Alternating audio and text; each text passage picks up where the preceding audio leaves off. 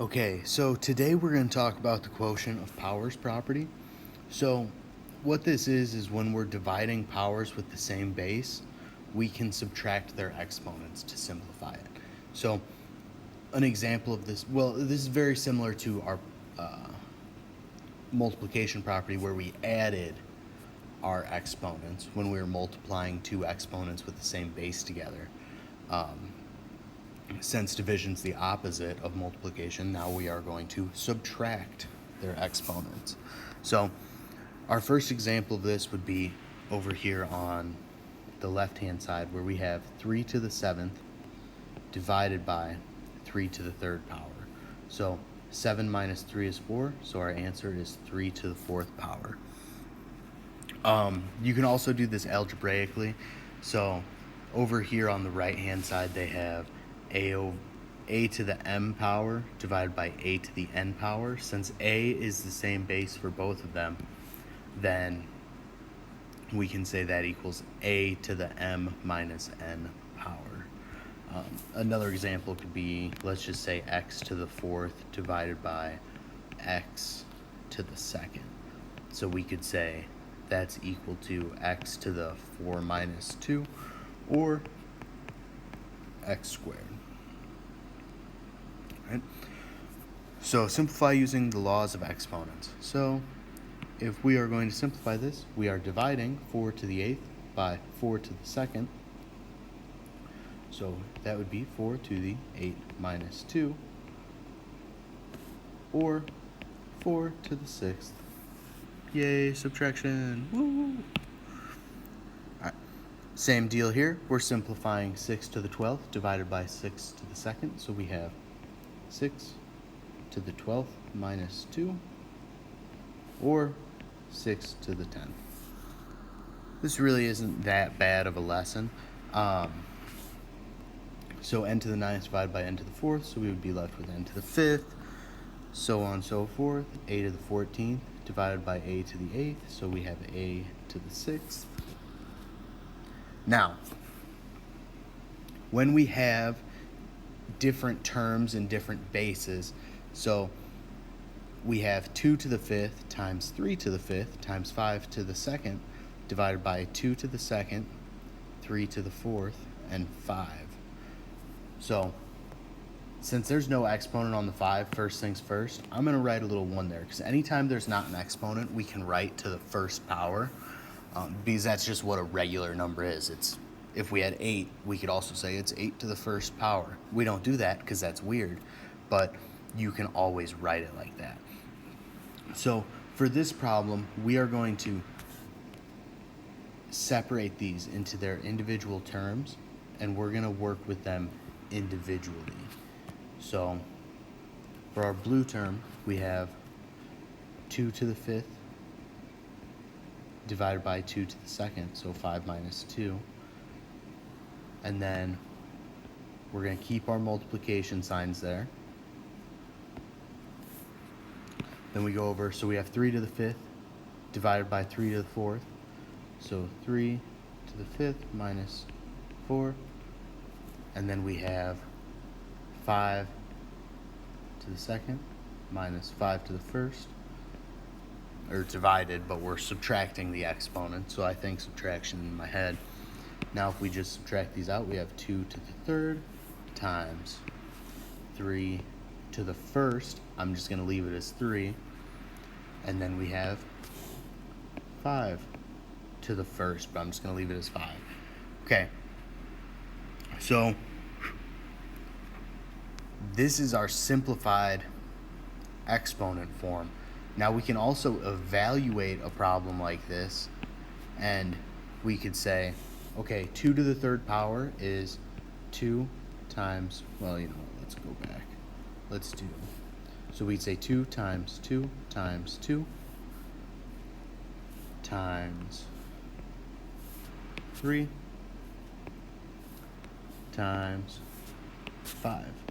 And we could also work this out and say 2 times 2 times 2 is 8. So 2 times 2 is 4. 4 times 2 is 8. 8 times 3 is 24. And 24 times 5 would be 120. So we could also say it's 120. Now, typically what they're looking for is this right here, but it's also okay to go out and evaluate it completely to where you just have a whole number, because that's easier to write typically. What is that? Simplify using. Oh, yeah. Okay. So the other way you might see these problems is, so we have 14x to the fourth and 2x squared. So our bases are still the same. Our bases are this x. That was less than ideal. So we have x as our base. So we can still operate the exponents there. Now, what we don't see is we could write this. That's not what I want to do. I'm all over the place with my writing today. We could also say this is 14 times x to the fourth divided by 2 times x squared. So in that case, we can work on these separately. So we could say, instead of this whole division problem, we can have 14 divided by 2 would be 7 times our x to the fourth minus 2. So we could also say our answer for this would be 7x to the second, or 7x squared. So when you have numbers out in front, you just operate on them like they're a separate term, how we separated those out.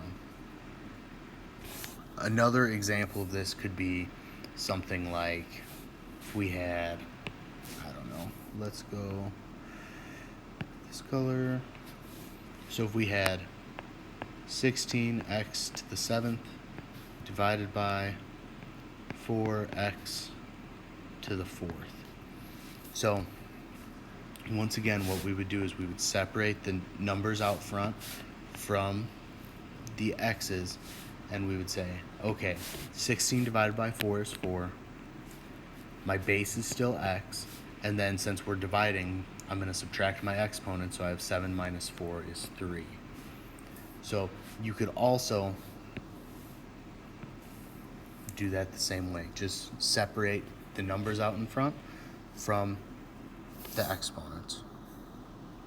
All right, 1 centimeter is equal to 10 millimeters, and 1 kilometer is 10 to the 6th.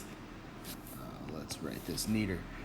So a centimeter equals 10 millimeters. A kilometer equals 10 to the 6th millimeters.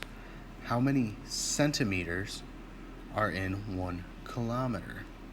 So we're going to set this problem up, and we're going to divide a kilometer in millimeters. So we have 10 to the 6th divided by a centimeter in millimeters, which would be 10 to the 1. And we're going to divide these out. So since in this case 10 is our base, because there's no x here, so the 10 stays the same. We don't divide the 10 in this case. So we're just going to copy our 10 down. And then our exponent is going to be 6 minus 1, or 10 to the 5th. So whenever our base is that whole number, it stays the same. The only time we divide the whole number out is if it would be something like 10x squared over 5x. So that would be where the base is x. So we only divide when our whole numbers don't have an exponent attached to them, or an exponent of 1 attached to them. All right? This concludes our lesson on quotient of powers rule.